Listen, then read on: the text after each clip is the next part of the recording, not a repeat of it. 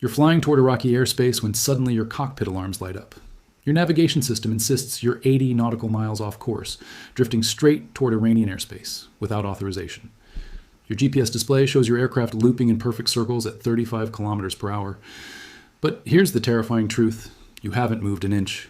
Welcome to a battlefield you cannot see. A place where borders vanish, satellites lie, and reality itself can be manipulated. This is the story of how Iran learned to make its airspace disappear, and how modern electronic warfare has turned navigation systems, satellite internet, and even civilian aircraft into weapons.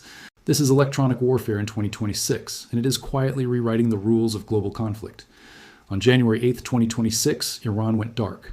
Across the country, internet access vanished almost instantly. No gradual slowdown, no warning.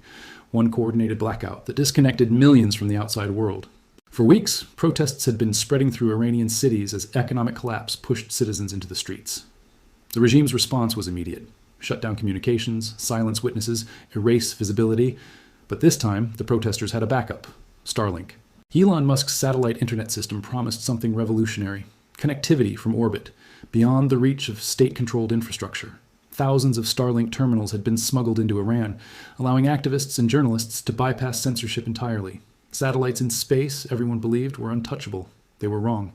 Within hours of the blackout, something unprecedented began to unfold. GPS interference maps started lighting up over Tehran like a heat map of digital chaos. Red zones spread rapidly across the capital and into surrounding cities. Starlink terminals that had worked flawlessly just hours earlier began showing severe packet loss, 10%, then 30%, then 50%, sometimes even 80%. Connections didn't fully collapse. Instead, they became unstable, unreliable, almost unusable. Videos of police violence failed to upload. Voice calls broke into fragments. The regime had found a way to fight satellites without touching them. What followed stunned telecommunications experts worldwide. Starlink depends on precision. Each terminal must know its exact location to track satellites racing overhead at nearly 27,000 kilometers per hour. That positioning comes from GPS, but GPS signals are incredibly fragile. By the time they reach Earth from satellites more than 20,000 kilometers, Starlink terminals inside Iran detected strong GPS signals from 18 satellites. Everything appeared normal, until it didn't. Starlink's internal systems flagged the data as untrustworthy.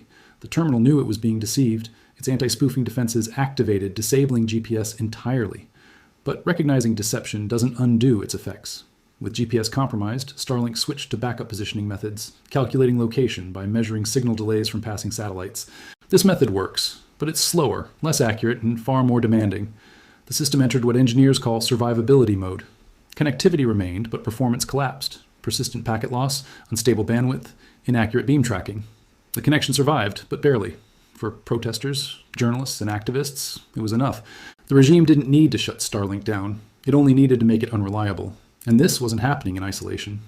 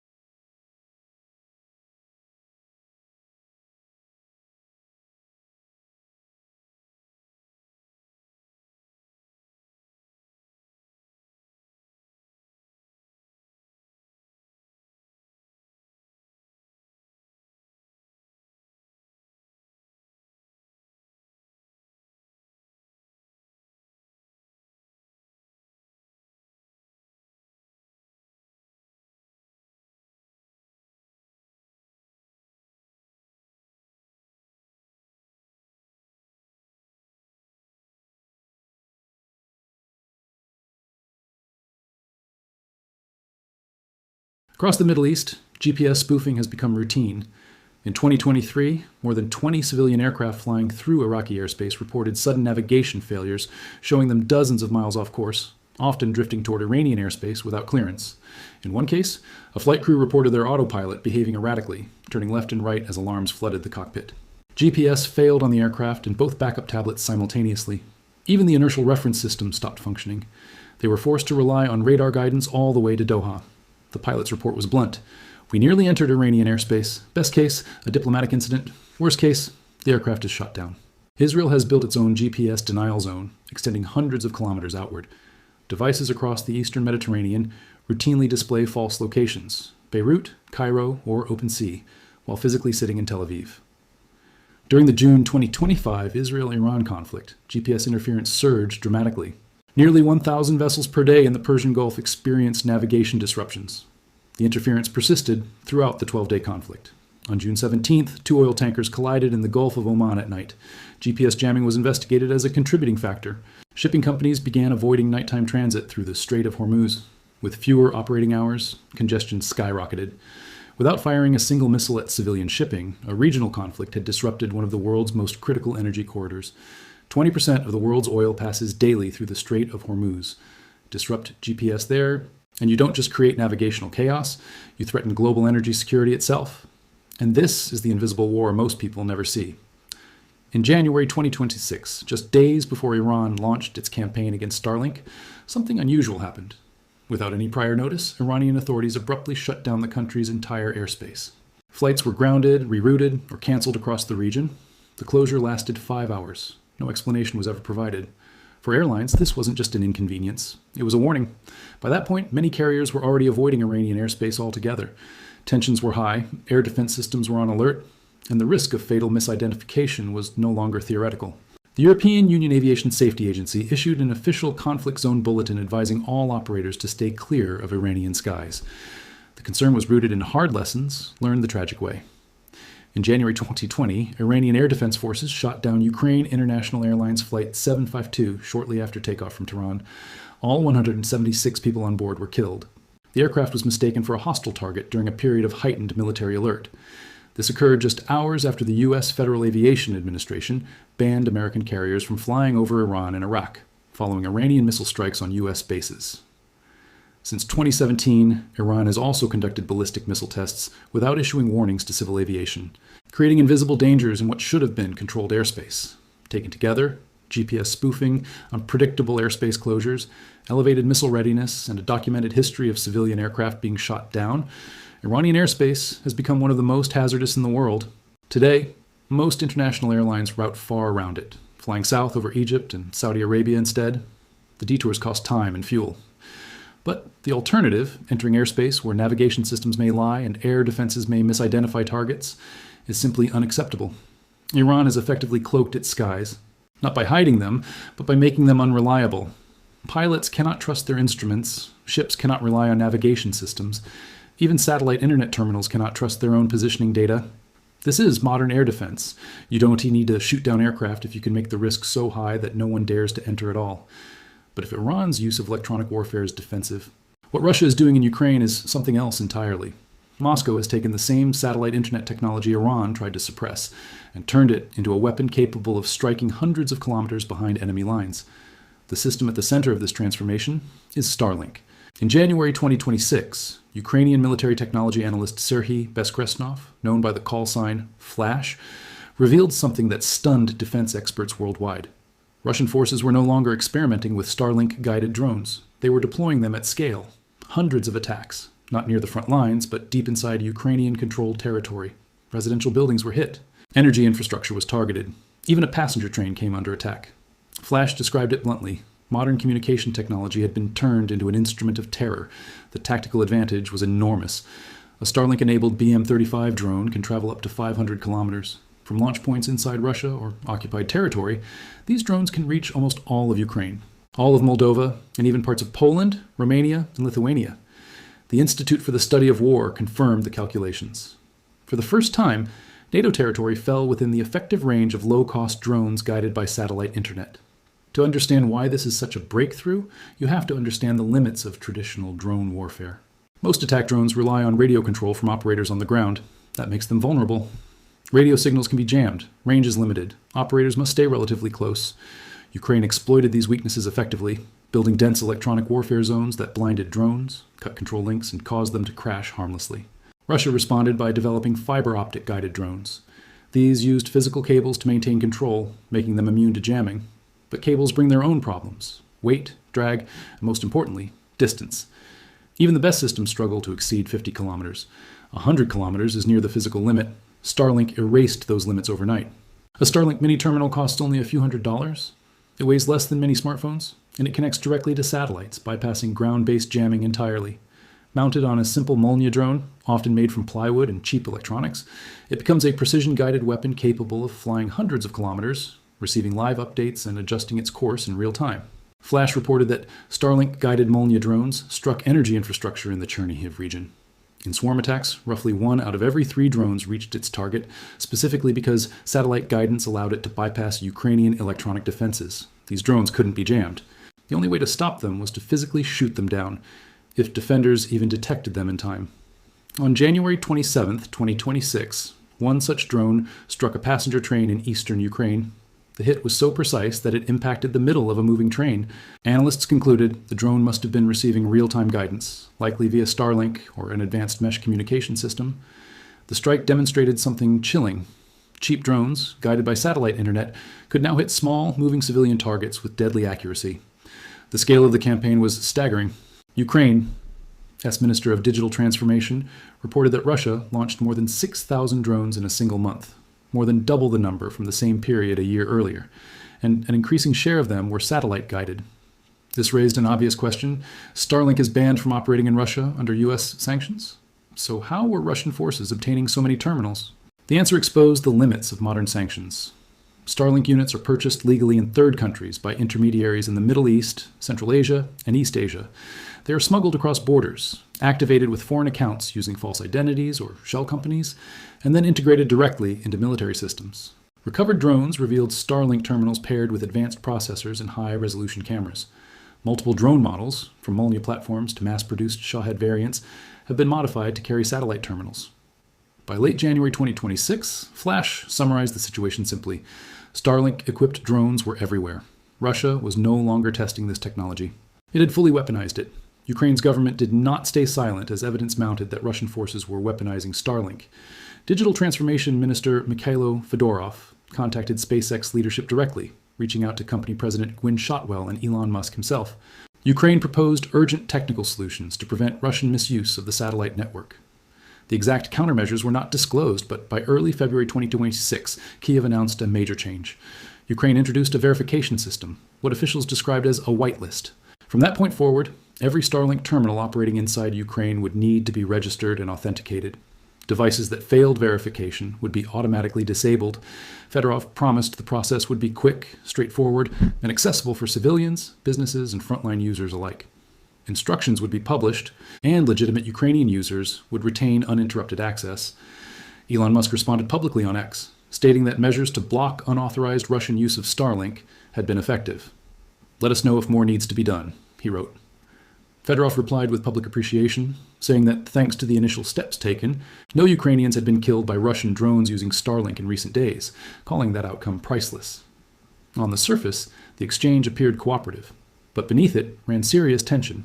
Just days earlier, Polish Foreign Minister Radosław Sikorski had reposted an Institute for the Study of War report documenting Russian use of Starlink-equipped drones. He directly challenged Musk, asking why Russian forces were still able to use Starlink to strike Ukrainian cities, and warning that profiting from war crimes could damage SpaceX's reputation. Musk's response was immediate and aggressive. He lashed out personally and defended Starlink as the backbone of Ukraine's military communications. That exchange highlighted the core dilemma. Ukraine depends on Starlink at every level. The government relies on it. The military uses it for communications and drone coordination. Hospitals, schools, emergency services, businesses, and millions of civilians depend on it daily. Musk himself has previously stated that Ukraine's frontline communications would collapse if Starlink were shut off. That dependence, however, creates a strategic vulnerability. If Russia can bypass sanctions, acquire Starlink terminals, and use them to guide attacks on Ukrainian cities, what prevents that abuse from expanding? Some Ukrainian users reported brief disruptions as the whitelist system was rolled out. Military analyst Serhiy Flash Beskresnov apologized publicly, acknowledging the inconvenience but stressing that national security required decisive action. The problem is that whitelisting faces deep structural challenges. Russian specialists have repeatedly demonstrated their ability to bypass technical restrictions. They have modified firmware, cloned device identifiers, and disguised unauthorized terminals as legitimate ones. Similar control systems have existed before and failed. There's also a fundamental technical issue. Starlink satellites do not recognize borders. They're coverage blankets, both sides of the front line. Selectively disabling access for Russian users while preserving it for Ukrainian forces operating in the same electromagnetic environment is extraordinarily difficult. Even Musk has acknowledged Starlink's military significance by transferring operational oversight to the U.S. Department of Defense. Ukraine's Sanctions Commissioner, Vladislav Vlasiuk, has been blunt. Sanctions enforcement is not working. The growing Russian use of Starlink proves it. Meanwhile, Russian engineers adapted to earlier restrictions. After Ukraine requested limits on drone speeds, SpaceX capped Starlink-connected devices at roughly 75 to 90 kilometers per hour. The idea was simple. Fast attack drones wouldn't be able to use the system. Russia responded with an elegant workaround. Instead of mounting Starlink terminals on fast drones, Russian forces began attaching them to larger, slower aircraft. These platforms act as airborne relay hubs. Flying within speed limits, they connect to Starlink and then transmit control signals to dozens of smaller first-person view drones operating below. The attack drones themselves fly at high speed, but the satellite link comes from the slow-moving mothership above them.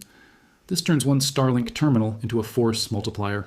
Instead of controlling a single drone, Russian operators can guide entire swarms. And because the control signals come from above, Ukrainian electronic warfare struggles to interfere. Most jamming systems are designed to disrupt horizontal ground-based transmissions. Starlink uses narrow, upward-facing beams with very low power, aimed directly at satellites. These signals are extremely difficult to jam. The smaller drones receiving commands from the airborne relay inherit that protection. The scale is staggering. Russia launched an estimated 6,000 drones in a single month. Even if only a fraction are satellite-guided, that still represents hundreds or thousands of precision weapons delivered by the cheapest platforms imaginable. Compare this to traditional missile warfare. A Kaliber cruise missile costs roughly $1.5 million. Iskander ballistic missiles cost several million more. They are powerful, but expensive, radar visible, and often intercepted. A Molniya drone built from cheap materials and fitted with a Starlink mini terminal costs perhaps $700 to $1,000. It flies low, evades detection, resists jamming, and can be guided in real time from hundreds of kilometers away. If it's shot down, the loss is insignificant. For the price of one cruise missile, Russia can field hundreds of these drones. This radically shifts the economics of attrition. Ukrainian air defenses were designed to counter expensive missiles and aircraft, not endless waves of disposable precision drones. Shooting down hundreds of drones quickly becomes more costly than producing them, especially given limited interceptor stockpiles. The implications stretch far beyond Ukraine. Analysts at the Institute for the Study of War calculated that Starlink-guided drones with a 500-kilometer range can reach not only most of Ukraine, but all of Moldova, and critically, parts of Poland, Romania, and Lithuania. Those are NATO countries. This raises a dangerous question. NATO's Article 5 declares that an attack on one member is an attack on all. If a Russian drone, launched from occupied Ukraine, strikes a target inside Poland, does that trigger collective defense? What if Russia claims the drone malfunctioned? What if it drifted off course due to electronic interference? What if it was never intended to cross the border? This ambiguity is not accidental. Hybrid warfare thrives in gray zones where attribution is unclear and responses are delayed. A ballistic missile crossing into NATO airspace is obvious. Its launch is tracked. Responsibility is undeniable, but a cheap drone built with commercial components, flying an erratic path before crossing a border, that creates plausible deniability and hesitation. This is why Western security officials are alarmed. A system designed to keep Ukraine connected, to support civilian life and military coordination, has been turned into a delivery mechanism for long-range precision attacks. Starlink is not a weapon. It is a communications network. But in modern warfare, communications are power. And when that power is exploited by an adversary, it becomes a weapon all the same. Russia's success with satellite-guided drones has not gone unnoticed by militaries around the world. The lesson is uncomfortable but clear. If crude, low-cost drones built from basic materials and equipped with commercially available satellite terminals can strike targets hundreds of kilometers away with precision, then many assumptions about modern warfare are no longer valid. Systems designed to defeat expensive aircraft and missiles are now being challenged by swarms of expendable machines that cost less than an average used car. This shift exposes a deep vulnerability. Air defense networks optimized for fast, high-altitude threats struggle against slow, low-flying drones that can loiter, change direction, and approach from unexpected angles. Electronic warfare doctrines built around jamming radio links and GPS signals face a crisis when adversaries rely on satellite constellations that are extremely difficult to disrupt. Perhaps most importantly, the barrier to entry for long-range precision strike capability has collapsed. States that once lacked the ability to threaten distant targets can now do so using technology available on the commercial market. The much-discussed revolution in military affairs, often predicted to come from hypersonic weapons or artificial intelligence, has arrived through a far simpler path: cheap drones paired with global satellite internet, demonstrated in real time on the battlefields of Ukraine. When Iran-AS defensive use of electronic warfare is compared with Russia, OS offensive exploitation of similar technologies, a broader pattern emerges. Electronic warfare is no longer limited to battlefield support or force protection. It has become a strategic instrument for shaping behavior, controlling information, extending strike range, and operating in the gray zones below the threshold of open war. Iran uses GPS spoofing and jamming to make its airspace effectively hostile without launching a single missile. Pilots cannot trust navigation systems. Ships lose reliable positioning. Satellite internet becomes unstable and unreliable. The cost to Tehran is relatively small: mobile jamming platforms, imported equipment, and trained specialists. But the result is profound. International airlines avoid Iranian airspace altogether. Iran achieves deterrence through uncertainty rather than firepower. Russia, by contrast, uses commercial satellite connectivity to turn inexpensive drones into long-range precision weapons. These drones are largely immune to traditional electronic warfare, can be guided in real time from deep within Russian territory, and cost a fraction of conventional missiles. Their use against civilian targets creates fear and disruption without provoking the same immediate international response that ballistic missile strikes might trigger. Both strategies exploit the same underlying weakness. Modern military and civilian systems are deeply dependent on GPS and satellite communications. These signals are weak, difficult to authenticate, and surprisingly easy to manipulate. When positioning data is corrupted, instruments become unreliable. When global connectivity is accessible to everyone, it inevitably becomes accessible to adversaries. Efforts to address these vulnerabilities are underway, but none offer a complete solution. On the technical side, GPS modernization programs are introducing encrypted military signals designed to resist spoofing. Hardened receivers with improved anti-jamming features are becoming standard in advanced systems. The United States has explored alternatives such as enhanced LORAN, a ground-based positioning network with much stronger signals that are harder to disrupt. But building new global navigation infrastructure requires enormous investment and time, measured in decades, not years. Satellite operators are also adapting. Starlink has developed backup positioning methods that rely on satellite timing rather than GPS. But as Iran's actions demonstrated, these measures keep systems online at reduced capability. Connectivity survives, but performance degrades. It is resilience, not normal operation. SpaceX and other companies are implementing verification systems and cooperating with governments to block unauthorized use.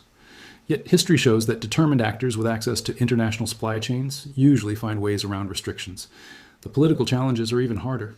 How do governments prevent commercial satellite networks from being used for military attacks when the technology is inherently dual use?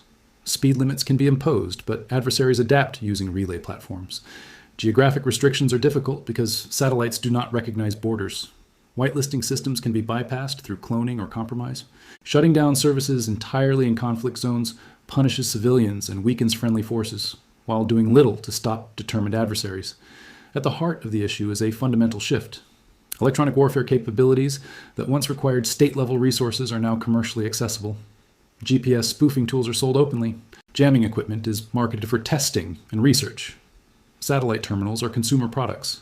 What once demanded specialized military infrastructure can now be assembled by smaller states, non-state actors, or criminal networks.